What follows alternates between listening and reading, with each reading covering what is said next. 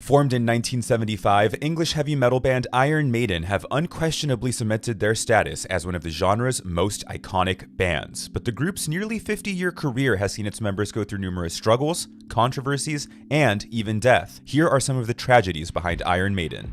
Frontman Bruce Dickinson's parents were just teenagers when he was accidentally conceived, and the pregnancy rushed the young couple into marriage. Bruce was raised by his grandparents until he was 6 years old and was constantly moving to new cities. Because of this, he was unable to make close friends, nor did he build any real attachment to his parents during his youth. Bruce even came to deeply resent his younger sister, who, unlike him, was a planned pregnancy. By the time Bruce was 13, he was sent away to boarding school where he was subjected to bullying and sadistic corporal punishment. In his 2017 autobiography, Dickinson would aim for his former educators, saying, "These people should be locked up. They shouldn't be in charge of adolescent children."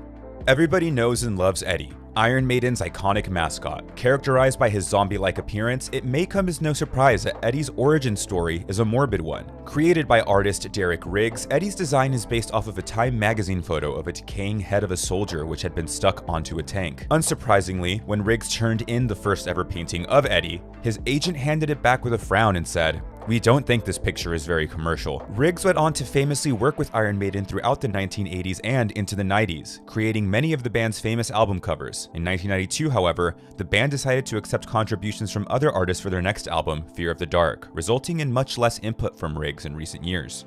The cover art for Iron Maiden's second ever single, Sanctuary, caused controversy for the band as it depicted their mascot Eddie wielding a knife while crouching over the corpse of then-sitting British Prime Minister Margaret Thatcher. The single would immediately gain the attention of the press, with the Daily Mirror running a story under the headline, "It's Murder." The Daily Record also published an article which deemed the cover horrific, as well as included interviews with young Scottish conservatives who criticized the artwork of being, quote, "in very bad taste." Band manager Rod Smallwood would describe the album's artwork as, quote, "tongue-in-cheek," citing the fact that Margaret Thatcher had been given the nickname of the Iron Maiden, which supposedly greatly offended Eddie and made him lash out.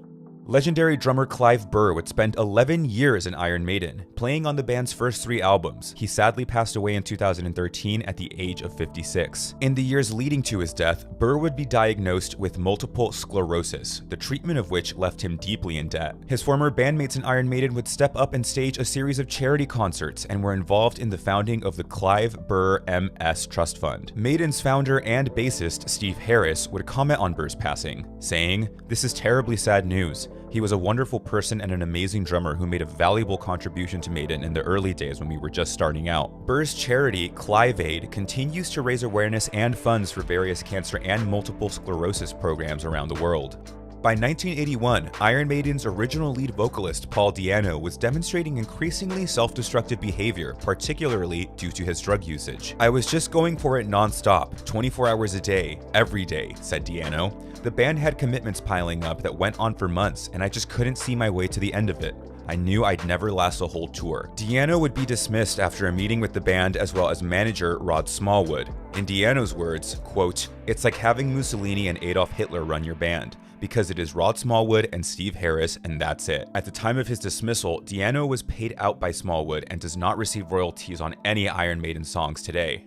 Iron Maiden's 1982 album, The Number of the Beast, was strongly opposed by social conservatives, especially in the United States, where Christian groups spoke out against the band and accused the group of being satanic. There were public burnings of the band's albums, and their Beast on the Road tour was subject to numerous boycotts. In one case, a 25-foot cross was carried in protest. While reflecting on the controversy, Steve Harris would state, "It was mad. They completely got the wrong end of the stick. They obviously hadn't read the lyrics. They just wanted to believe all that rubbish about us being Satanists."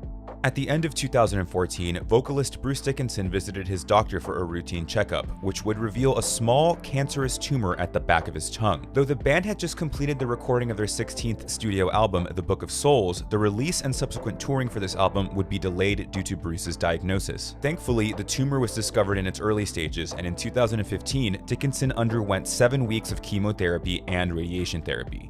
He was given the all-clear by his medical team in May 2015, and The Book of Souls would go on to be released in September of that year.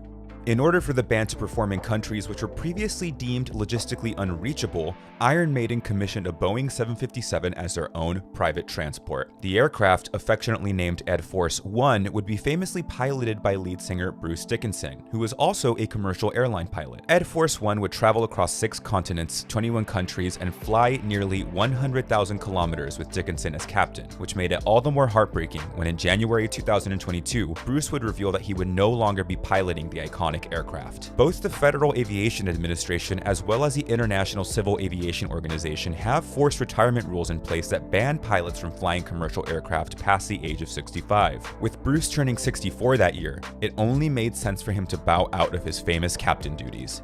Lead singer Bruce Dickinson would marry his second wife, Patty, in 1990, and the two would go on to have 3 children together. The couple was married for almost 29 years when the two announced their split in 2019. In 2020, it was tragically reported that Bowden had died in an accident at home. Dickinson would release an official statement saying, "This is a terrible tragedy which appears to be a tragic accident.